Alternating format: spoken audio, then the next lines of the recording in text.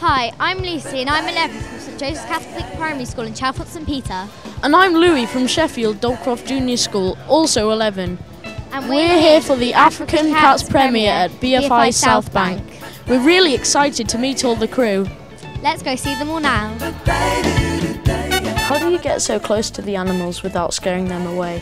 If you stay in a car, you can kind of watch life as if you're not there. We then just designed the car to take all the film equipment.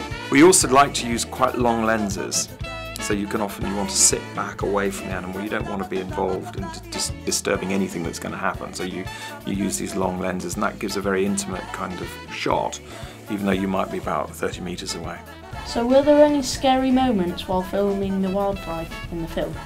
Our tents were a little bit away from our cars, and we always had some Maasai around, some guards with spears to take us to our cars because there's wild animals all around.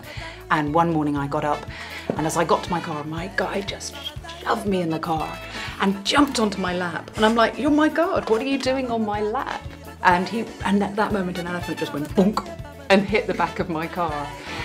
So he saved my life. In exactly the same place there was a fruiting tree, and all those fruits kept on falling underneath the car, and there was one big old bull elephant really wanted to eat them. And we came out one morning and the car was no longer on its wheels, it was turned over on its top. It had just lifted up the car, put it over there and taken, just so it could get to these little berries and just finish up. If you're an elephant, you can. Did you have a favourite cat when filming? Sita, the cheetah, is the one I spent personally most time with. When we finally came to the end of filming, and sort of saying goodbye to her for the last time, and just thinking, wow, I've seen you and these cubs ever since they're little tiny cubs to being adults, and we're now going to say cheerio. It was a sad moment.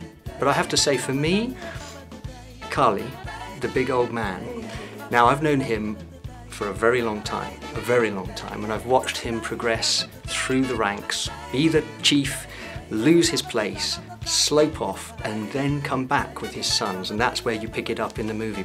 Why did you choose lions and cheetahs? Originally, when we set off, we were going to have the three cats. We're going to have lions, cheetahs and leopards, because they are the top cats of Africa. But when we started doing the film, the story of the cheetah and the lions became so strong that we decided to drop the poor old leopard. Do you think people are still interested in documentary films rather than 3D sci-fi films? I think that people will come back to always be interested in the truth. What we want to do is to bring people right back to reality, say this actually happens. You know, Sita the cheetah is a superstar, she is a superhero, and she's real. And I think people will always want that. Why do you think it is important for people my age to watch this film? Well, we really want you to care about wildlife. If we've, intrigued you a little bit, then I think that would be a really, really good thing. You're going to sort of take on the role of having to conserve these animals, keep them for further generations. So it's absolutely crucial that you get to know these animals, get to love them, and hopefully keep them alive for future generations. I think if you come away from the film caring about Sita, caring about Carly, caring about the cubs, and the next thing you hear is that the Masai Mara is under threat, or rhinos are being poached, or elephants are being poached, you are going to do something about it, and it's your future. You're the people who are going to make the difference.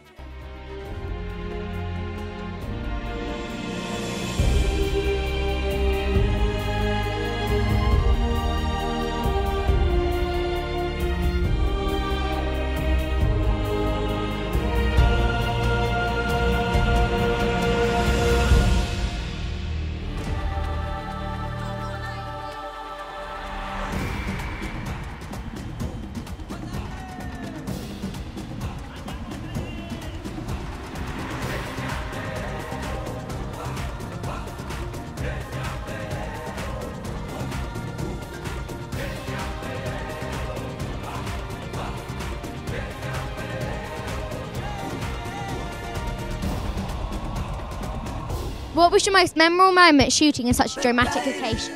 For me, the most amazing moment was when Layla, the mother of Mara, our star, died. It was a very, very sad moment. Actually, we thought our film was finished, but amazingly Mara survived and was adopted by the other lionesses.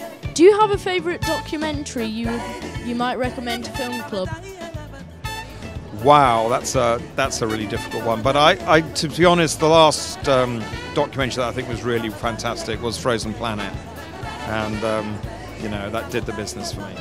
We've been Film Club. And you've been great. Bye. See you next time.